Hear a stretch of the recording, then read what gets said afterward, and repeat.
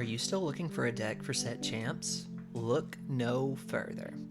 My name is Mo, and let me introduce you to Emerald Amethyst.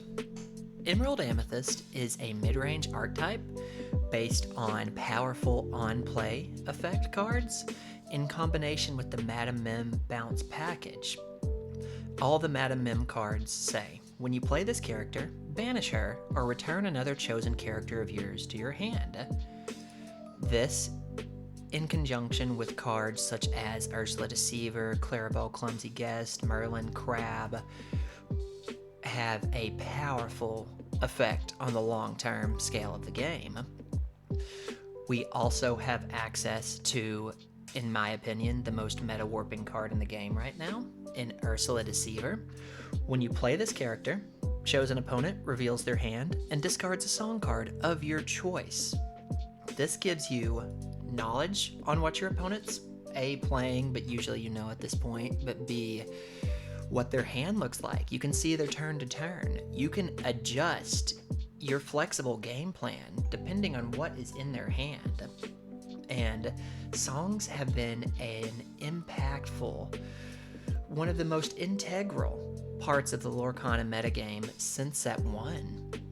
And having the ability to just blank your opponent's songs out, and not only once, but over the course of the game, you can bounce the same Ursula Deceiver with your Madam Mim cards and play her 2, 3, even 4 times, and control the game by controlling your opponent's options. This is also the only color combination that offers the Shift Ursula Sea Witch Queen, which is matchup warping in some, but otherwise turns that 1/3 body that we've been bouncing and playing throughout the course of the game into a major late game threat. Speaking of late game threats, this deck scales very well as a mid-range deck. As the game goes on, not only do we have access to our huge 7-drop characters, but as we get more color, as we get more ink, we have our card combinations. We can do terrifying things in a turn. You play goat, you bounce goat with the snake, you play goat again, and suddenly your opponent's on a clock. If they can't answer you, the game is going to be over before they even know it. In the same sort of realm, the Cloud Kicker, Lyle, Tiberius, Rourke, even pouncing stuff as big as your Elsa can have huge impact onto the late game. Let's talk about our place in the meta. We are currently the 4th or 5th most popular deck in the game, and as such, we are a little under the radar. And that gives us an advantage looking forward into certain matchups that we'll be discussing today. Whenever you're playing this deck, it's important to be flexible depending on what your opponent's playing. And we're going to talk a little bit about matchups and mulligans going forth, so I'm not going to go too deep into that now. But just know you can play control, you can play aggro, you can mulligan and go down so many different lines to have different paths to victory. This is the list I played at Vegas. If you're interested in me talking about it and its strengths, there will be a link to my video down below from it. It's also my only other video right now. I shall use it and Artabax's latest list. If you don't know Artabax, a very popular Emerald Amethyst creator, just to reference certain cards into certain matchups. Something else to note about Emerald Amethyst is when compared to the field, it is a very budget deck at the high range, and in my opinion, a more than capable, actually budget deck.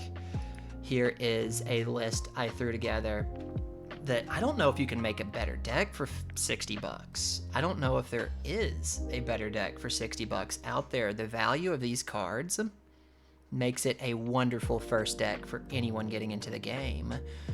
Even just upgrading your Merlin starter deck has just... you can start doing very well with just some small additions. And another thing to mention is these cards are all very valuable in multiple different archetypes. If you pick up the Mountain Mim bounce package, there are many different decks you can play with these cards. These green cards, the Ursula Deceivers, the Sir Hisses, they all have powerful uses in other decks, not leaving you just to one. Talk a little bit briefly about this budget Emerald Amethyst deck. 60 cards. We have Chernabog plus Magic Broom as a draw package. When combined with Bell's Library, each of those draw 2 off of their effect and still present a valid body on the field in combination with Merlin Crab or Cricky. You've got your bounce package. I have a 2/2 Pegasus line. The bigger Shift Pegasus is very good into certain things like Tinkerbell. The big Tink drop that wants to control your board. If you swing this evasive into them, it's a huge game-changing turn. For Bonsai, we're not playing Cursed Merfolk because I didn't want to overload on the 1-drop. I wanted to keep our 1-drops being a part of the draw package, so this is our aggro mulligan. And it's just a very strong card for the value. A 2/2 Mother Gothel line gives us a little bit stronger of a late game, as well as some wonderful bounce options that I didn't explore in my Vegas deck. If you have any questions about it, it does have the one of Emerald Chromacon. It's a card I'm not fully sold on, but I think whenever you're playing a budget deck, you need to look for areas you can squeeze power out of, and I think this is a fantastic option to do such a thing. Low on the song count as the meta is changing. Having more songs in your hand, and especially uninkable songs, even despite how powerful they can be a detriment if you end up in an Emerald Mirror match. So being able to ink your songs or play them right when you need to is super powerful. But yeah, if you have any questions, the link for this deck list will be down below, and please ask them in the comments. I'm here for it. Let's talk about our matchups throughout the meta and what our mulligans are. I'm going to try to keep this short and sweet. So here's the day 2 metagame breakdown. These are all the decks that made top 64. We're going to mostly be concerned with the ones on the left side of the screen. So Ruby Sapphire, Amethyst Ruby, Emerald Steel, the boogeyman of the event, Amber Steel, and here's us, down in 5th, or tied for 4th technically. Not bad, not bad. Here is Zan's Emerald Steel deck. This deck coming into the event of Vegas was the boogeyman for those of us that were not prepared. I knew of it, but didn't have much extensive practice in the matchup. What this deck is essentially trying to do is establish an early game Diablo that's going to just continuously draw them cards and being able to control your hand with Prince John, Ursula Deceiver of All, and a bounce package consisting of Hypnotize and Sudden Chill. And we don't talk about Bruno. A very powerful deck that has very few things that stop it whenever it draws perfect. But it's not going to draw perfect every game. It's not going to hit you with Diablo, a song to kill your character on the first turn, Prince John 3. It's not going to do that to you every single game. So how do we take advantage of this matchup? When we're looking into mulligans, the strong cards here are our game plan. We want to establish a board. They don't have a great way to wipe our board. Ursula, Deceiver of All, Double Singing is their best play into our board, and that still requires them to have songs to use against us. The key piece of this matchup is Ursula Deceiver. If we can keep the important songs out of their hand and exert pressure throughout our powerful low-cost characters, we can take over the game. We go wide early on. Sometimes, if they start playing Grab Your Swords, we'll have to be wary of that, but we really want a hard mulligan for this Ursula Deceiver. We want to know what they have. We want to know what their game plan is from turn 1. Some things to be wary about. is if we see Morph on turn 2, no Tinkerbell can come out on turn 4, and that's a huge swing against us. We can do silly things like Reckless Morph. If we're on the play, we can Reckless Morph, and then they have to swing it into something, which is nice, unless they have the beast, but even still, it's not too bad. But mulligan strategy. Really, you want to see Ursula, and if you see Ursula, you want to see early game, and maybe just even a nice curve. If we can establish and still have a hand, and be able to establish one of our shift characters, either the Ursula Sea Witch Queen or the Clarabelle Light on her hooves, we can take over the game from there. Clarabelle turns all of their advantage that they've been generating with these Prince Johns into free draws for us, and it allows us to play our hand in a reckless manner that they can't quite keep up with. Ursula prevents them from singing with their characters, which is just absolutely game-breaking in this matchup. Very powerful deck. Definitely took the entire tournament by storm, but it's not unbeatable. Let's move on.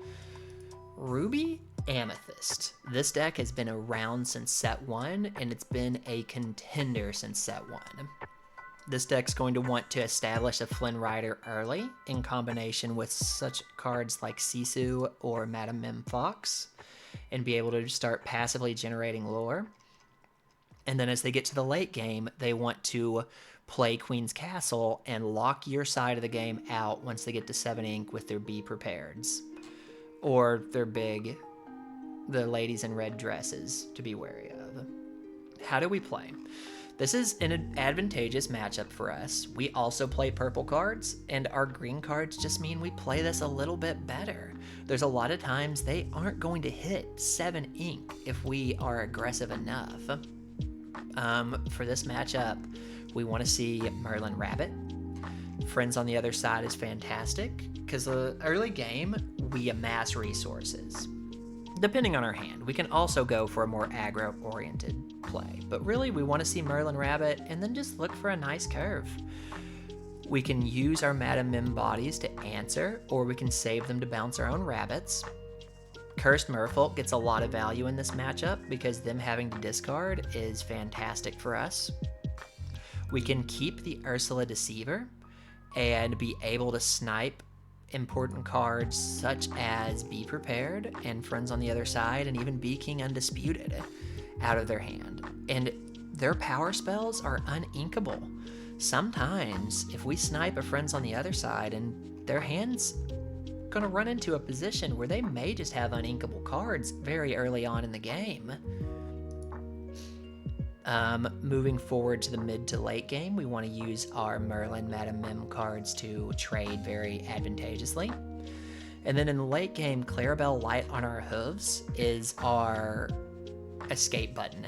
It's, oh no, they have 9 cards in hand to R0. We top deck her. Player just get completely, not even back in the game, but we exert so much pressure that I have seen them Be Prepared just a solo Clarabelle Light on her hooves because of the just pressure this card can put on and the difficulties they have clearing it if they don't see their Mauis. A very strong matchup, one that I, strangely enough, I went 3-1 on over the course of the weekend at Vegas, but I only played 2 in the main event, and I went 1-1 against those 2. I 2-0'd one, and one of them 2-0'd me. But yeah, it's a very strong matchup, especially in the hands of a competent pilot. It can be scary. Don't just assume it's an auto win, but we're favored for sure. Moving on, we have Ruby Sapphire, one of the strongest decks. It has one of the best conversion rates. It was the most popular deck in day 1, and it's the most popular deck in day 2. Everyone that survived into it. This matchup is one you need to know like the back of your hand because it can swing into their favor so quickly. A lot of people would consider this to be slightly disadvantageous for us, a slightly unfavored matchup. I think it's slightly favored. I think it's the opposite, and it just depends on how you play it and your build. We want to mulligan very aggressively in this matchup. We want to see our Cursed Merfolk. We really want to see our Bonsai. Our Sir Hiss puts in so much work into what they can do. And let's talk a little bit about what they want to do to you. They want to play, turn 1, they want to play one of their 1-cost items. If we see a Popsicle, we know they're going according to plan. If we see one of the other items, we know it's not as stellar of a hand. Turn 2, they really want to play Tipo or 1 Jump Ahead. In turn 3, they really want to play Hiram or Grammatella to establish their card advantage generating. And then in the late game, they want to control you with threats such as Be Prepared, Scar Vicious Cheater, Sisu Empowered Sibling, and Maleficent Monstrous Dragon. When playing against this deck, we have to understand some things. They are going to be vastly more powerful than us in the late game. But in the early game, they're not even playing the same game as us. If we stick threats like the Cursed Merfolk, like the Bonsai, like the Sir Hiss, in the early game, and we get up into double digits of lore before they've established a board, we threaten an in-game that involves bouncing our goats, bouncing our small-cost characters that are Sisu food, and just starting to quest with our big 4/3s. Our big 7-drops, this is probably the worst matchup they're in, and they're still not bad. You really want to play them to shift on or to steal. Clarabelle's probably only going to survive 1 turn in this matchup, but just sticking her onto the board to get yourself a hand back again and try to find the goat plus the bounce is how we want to finish this game off. Clarabelle Clumsy Guest is a 3-drop in this matchup, and this is where she shines. A fantastic matchup for her. If we're able to answer their Popsicle or their Fishbone on 3, we totally change the course of the game. And then if we're able to establish the shift later on, we can run them out of resources into the early game. Quick mention, what happens if they make it to late? If they start getting control of the board, if they start putting on the pressure and we're not able to stick cards, what do we do? In the late game, ideally, we want to see our Lyle Tiberius Rourke, and we want to put Reckless on these valuable targets like Sisu, like Tamatoa, and we want to buy ourselves as many turns as we can. If we can trade up into the Tamatoa, fantastic.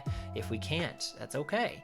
We look for ways to utilize our Rourke, utilize our Merlin Crab to try to take the board back. If the game goes to late, understand you have to play to them not having every out. You have to play to what makes you win.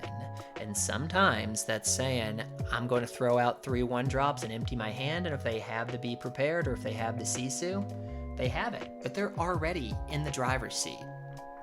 You're not going to win by slow rolling them. Just understand the game. Keep them in control with your Ursula Deceiver. Your evasives go very well into this matchup. If they're playing the baby Sisu, this Pegasus is not so hot. A lot of less move away from the human Sisu. I say baby Sisu, the human Sisu that destroys a 1-drop. But if they're not playing that, these Pegasus and Sir Hiss can put so much pressure onto the board to bring things out like a Brawl traded at a disadvantage ink number for them, or even playing a Sisu too soon. Hard matchup, but one that I would say we are favored in, and this is one of the best reasons to play Emerald Amethyst, is because of this matchup for us. Let's move on. Steel Song. Steel Song is a deck that was, everyone thought coming into Vegas, it was going to be the deck to beat, or at least the number 2. It versus Ruby Sapphire was what a lot of people expected the weekend to be. And in day 1, that was the case. There was a lot of Steel Song out there, and a lot of, obviously Ruby Sapphire. Now, day 2, it had a little bit of a disappointing conversion rate, but not too bad. This is still a very powerful deck. How do we play this matchup? You need to see Ursula Deceiver at all costs. Seeing her, bouncing her, and understanding what songs to hit and when. A Whole New World is, target number 1, but they have 18 songs. If there is a way we can keep them out of their hand, fantastic. Sometimes you can just put pressure onto the board, play and take the Grab Your Swords and say, play the Whole New World. I have this many characters and this much quest on the board. You're going to just refill my hand if you have to play that Whole New World. And so if you make them sit on a Whole New World and not be able to play it, huge. But to talk a little bit about what this deck wants to do, the 1-drops both facilitate combos. Cinderella, if you see her come down on turn 1, understand they probably have a 3-cost song in combination with her. The scariest is Let the Storm Rage On. If you don't have a super strong hand, or like if you're on the draw, sometimes the best play is just to skip against Cinderella. And then come back at her whenever you're able to stick the Ursula Deceiver and get a good look at what their hand is and what they're trying to do. And sometimes they go for the Robin Hood route, which is the 2/2 Robin Hood and the Shift 3/6 Robin Hood. The Shift 3/6 Robin Hood is very powerful into our deck. We really want to look for Merlin Crabs and just whatever methods we have to trade and get it off the board. Just don't disrespect that card. As we transition from the early game, like I said, if you have Ursula Deceiver, you can mulligan for aggro, you can mulligan for evasive. There is plenty of different ways to go. Our deck is very flexible into this matchup as long as we see the Ursula Deceiver. As we move into the mid and late game, you'll see cards like Sea Witch Queen. If we stick this card in the matchup, it's not an auto win, but they have a difficult time dealing with her. Being on that 4/7 body, not being able to sing their songs and get their huge advantage generating plays. A lot of Steel Song is on a aggressive package. I played against this once during Vegas, and if they're playing the aggro oriented stuff, you get a lot of value out of Lyle.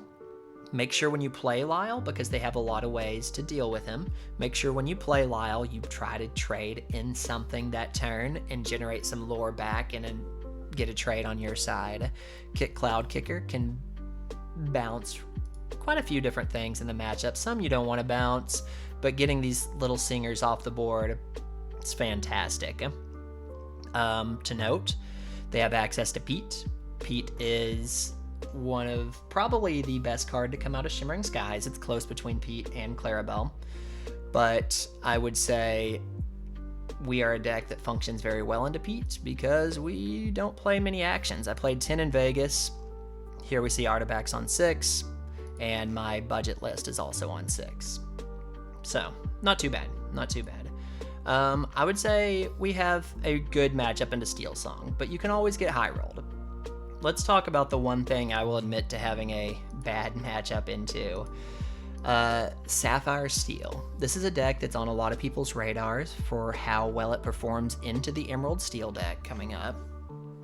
Sapphire Steel is a powerhouse because it comes online a little bit earlier than Ruby Sapphire, and a lot of their cards, like the Tinkerbell, like the Grab Your Swords, trade very well into our deck. We have an understanding when it comes to this deck of what it can do and what it can do to any deck, but I would say we have the tools to fight this deck. So the purpose behind this deck is they want to aggressively ramp into their 5+ cost characters, and once a 5+ cost character is on the field, they can sing A Whole New World and have access to their Inkwell that's huge at this point and be able to just consistently throw out plays. How do we play into that? Well, they're ramping aggressively early on.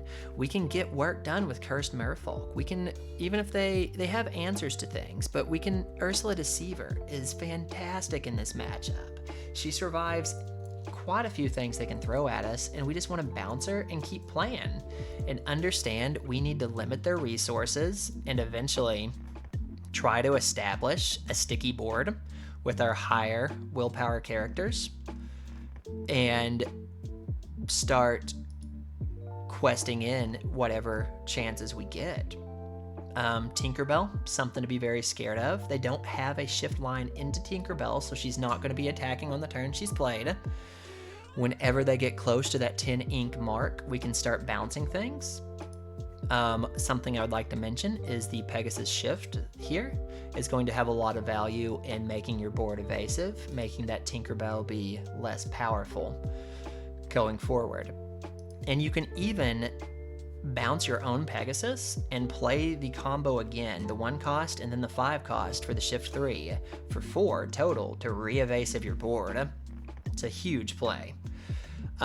In the late game, this deck is scary because they can generate so much lore so very fast. A lot of times they will want to stick a dime onto the field for 2 turns and then take you out in 2 turns. We need to be very aware of the dime and look for these Clarabelles. Look for the ability to remove it. And try our best to stick whatever we can. If we see the Clarabelle shift line, I like to keep her in the mulligan sometimes and go for the shift. And then once we have that shift, we can start aggressively playing out whatever our hand is, because we're just going to be rewarded to draw whatever amount of cards they have. And as we hit the higher ink totals, they're eventually going to run out of threats if we can keep them under control early on. It's a very hard matchup. It's disadvantages for us, but not unwinnable. Not unwinnable at all. Just takes a little bit of luck on our side. I would say 45-65. Hey, welcome to the end of the video. Did you know every time someone subscribes to my YouTube channel, an angel gets their wings and a Merlin goat bounces his way to 20 lore? Be sure to keep that in mind. If y'all enjoyed what you saw here today, let me know and I'll keep making them. Hey, you have a good day. Peace.